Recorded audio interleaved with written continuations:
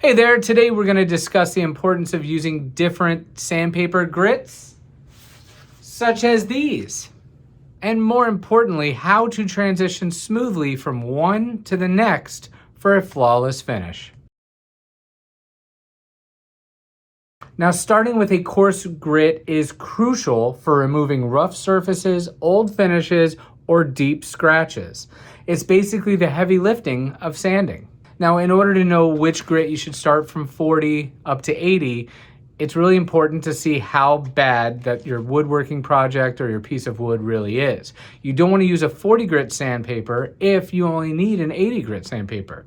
Here's how to tell. This is a pretty deep scratch and needs at least 40 grit to get started. And then I would move from 40 grit to 80 grit, basically to get rid of all of the 40 grit scratches. And I'll tell you more about that in a little bit. So what you need to think about for sandpaper, first of all, is the grit number. The lower the grit number, the rougher it's going to sand, made for a deeper scratch on the material that you're sanding. And then now going all the way up to, like, let's say 320 grit, that's going to be for a really smooth, fine finish, just getting out the light scratches that possibly a grit before that left, such as 280 or even 180. So on a basic project that just requires sanding with minimal scratches, I would highly recommend something close to an 80 grit. And that 80 grit would include discs or sanding sheets. The disc, you're going to be using a orbital sander, and the sheets, you're going to be using your hands.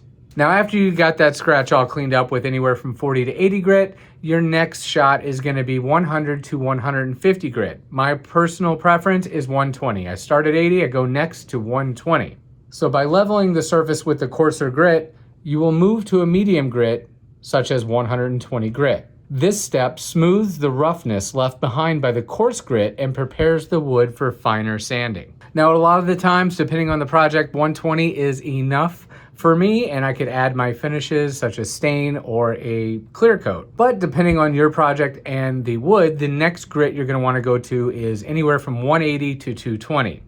I don't recommend going higher than 180 grit if you're going to be staining something, because the 220 and 180 grit even will just repel that stain and make the stain not want to adhere to the wood or soak up to the wood evenly. It's going to really just be very blotchy. 120 seems to take the stain pretty well, leaving the pores of the wood a little opener, if that's such a word, but the 150, 180 starts sealing up those pores, or just makes those pores so fine, all the scratches are so fine that they don't want to absorb the stain anymore, and just, So if I wasn't going to add any stain to anything, I would recommend the 180 grit before finishing it with a clear coat finish.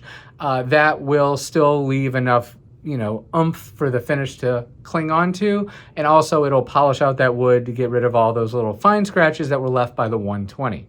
And final on the list is the 320 grit. This is anywhere from 240 to 320. This is your finer grit sandpaper. Usually I use this sandpaper only in the sheets like this. This is like an 8x11. I would fold it in half, tear it, fold it in half again, and then I would sand by hand. That's mainly for in between my clear coat finishes. So I would spray one coat of clear coat, depending on what you're spraying, a lacquer, a conversion varnish, pretty much doesn't matter. You're gonna lightly scuff it and sand it just to get rid of all the imperfections, all the bubbly, whatever happened in your first coat, all the trash that might've got, in there. Most likely you raise the grain of the wood a little bit, depending on what you're using as a finish, and you're gonna wanna use that 320 after that first coat of sanding. Spray that 320, and then anytime after, if you want to put another coat on, hit it up with that 320 grit again, and you'll be in business. And at the same token, you can use this 320 just to get that wood nice and smooth, especially if you're going to be using something like a mineral oil or some kind of oil finish that's not going to really, it'll soak up into the wood, but it doesn't need to go way up in the wood, but you want a really good finish, and you want it to be smooth when you touch it, but you want some protection. 320 grit will be the way to finish off your project as well in those unique cases.